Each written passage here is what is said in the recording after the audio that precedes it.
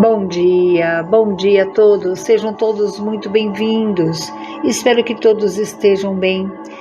E assim, através do nosso canal, o canal dos Tarefeiros, através do YouTube, vamos nesse instante termos uma conexão maior, com um plano maior, através do Evangelho no Lar.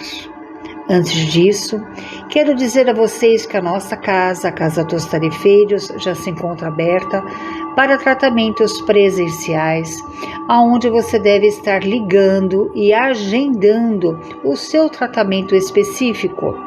Aqui no vídeo já consta o nosso endereço e os telefones pelo qual você pode estar entrando em contato. Aqui no nosso canal você também vai encontrar palestras, orientações e coisas pela qual você vai entrar cada vez mais neste mundo tão extraordinário que é a doutrina espírita. Eu sou a Ana Cristina Cabreira Julião e venho mais uma vez nesse domingo lhe convidar para o nosso Evangelho.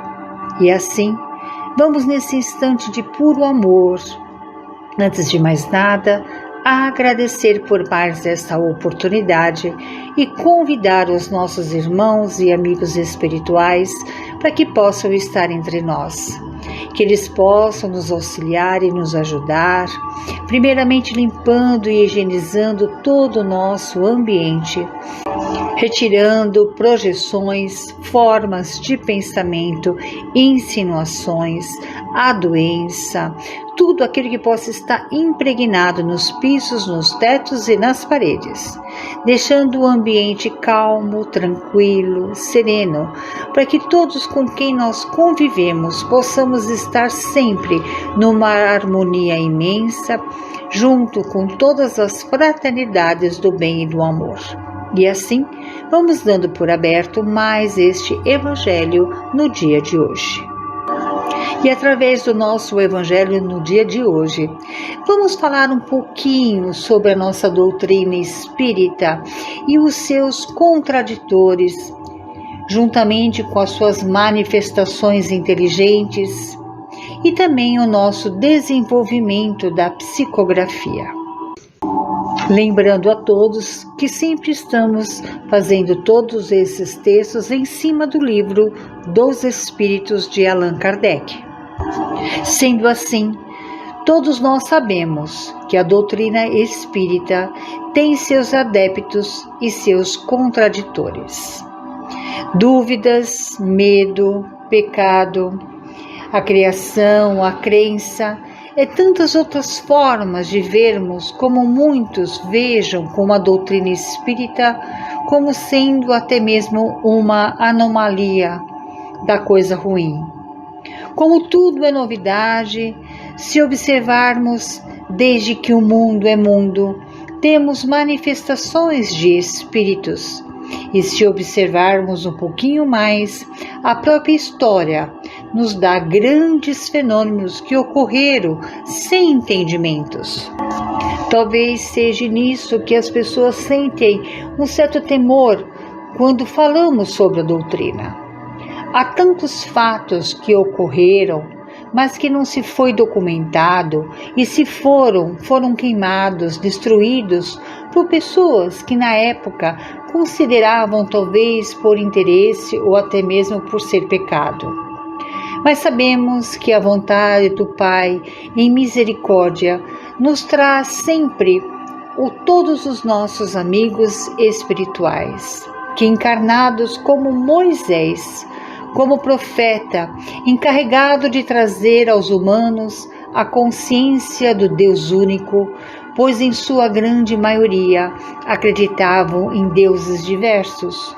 Como os espíritos milenares, cada um de nós traz conceitos enraizados e cravados em nossos arquivos, desta e de outras encarnações.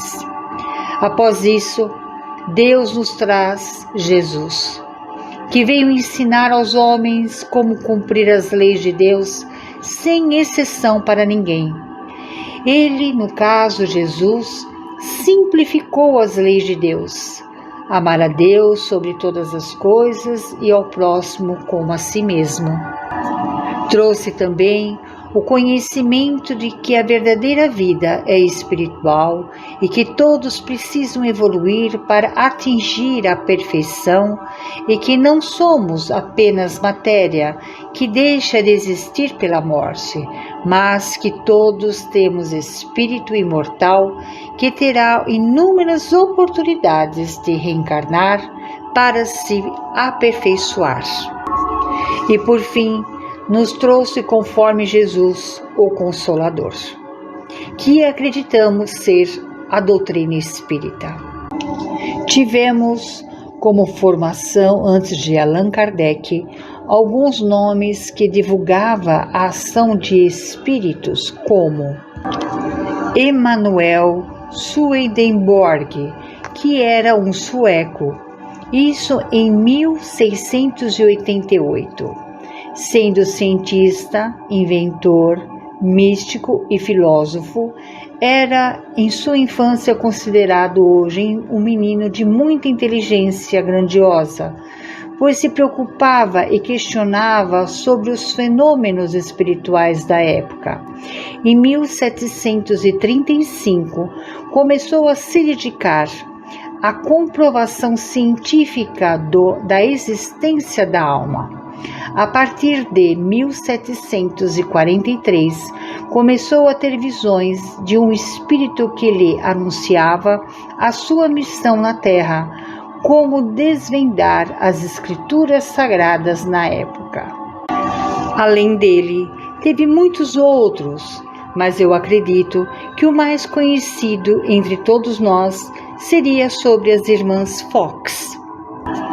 Duas irmãs, no caso Margaret com 14 anos e Kate com 11 anos. Duas irmãs de uma família de vários irmãos, onde a família, em 1847, passou a residir em Indesville, nos Estados Unidos da América do Norte. Em meados de março do ano seguinte, alguns fenômenos começaram a ocorrer, o que levou essas irmãs a terem uma grande participação no esclarecimento da comunicação entre o mundo espiritual e o material. Onde, nesta casa, começaram a ser ouvidos ruídos esquisitos, pancadas, arranhões, nas paredes, no piso, nos móveis, o que deixou a família apreensiva, pois ninguém entendia o que estava ocorrendo.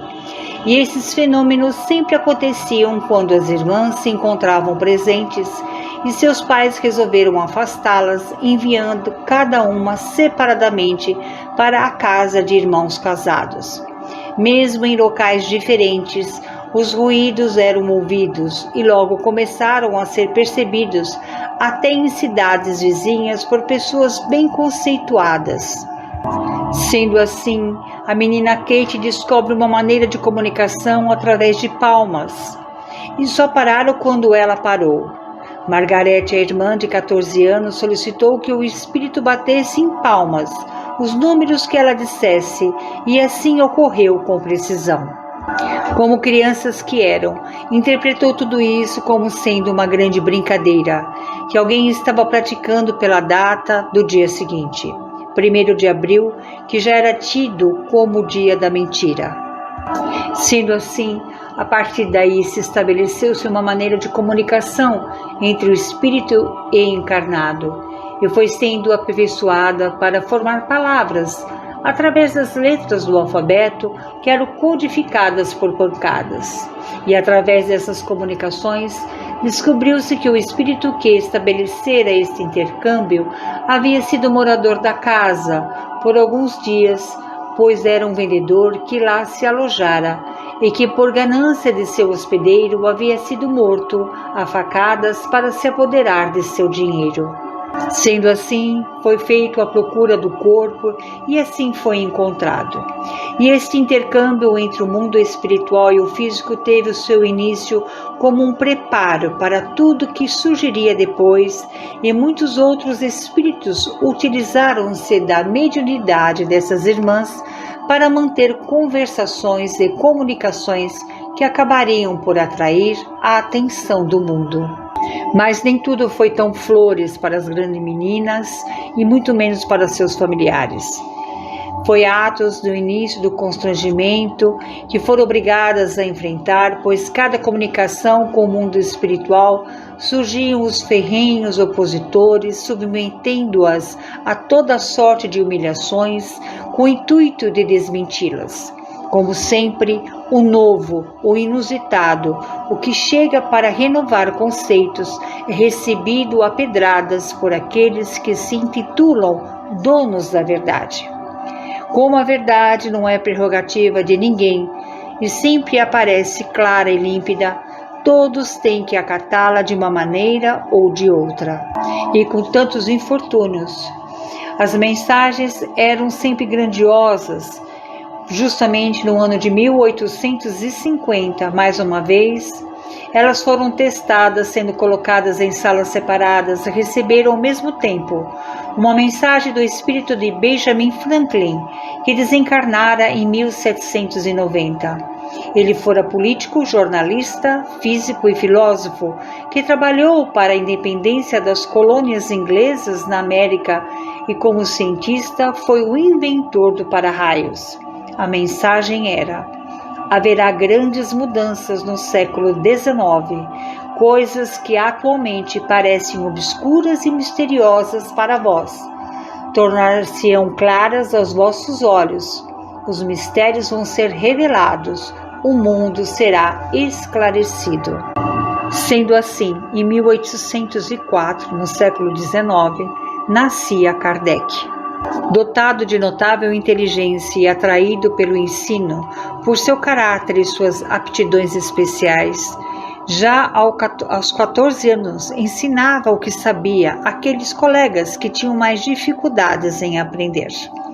Nessa escola, começam a lhe desabrochar as ideias que mais tarde o colocariam na classe dos homens progressistas e dos livres pensadores.